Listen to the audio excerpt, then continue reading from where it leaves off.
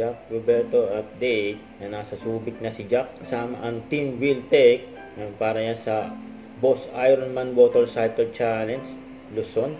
And then Team Wiltec maya magi-start na sila ng 24 hours challenge. And then Team Wiltec kakasama sila kumain. Yan, Team Wiltec kasama din si Dominic Roque. May nakakita pa nga kay Jack at Dominic dyan sa Starbucks. Yan, dalawang gwapo nagsama. Grabe yun.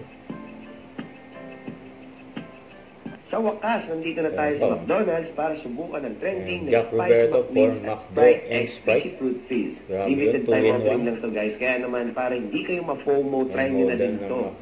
Grabe ang crispy at tama lang ang spice level ng Spicy McWings. Kaya ko siguro itong kainin umaga, tanghali at gabi. You know?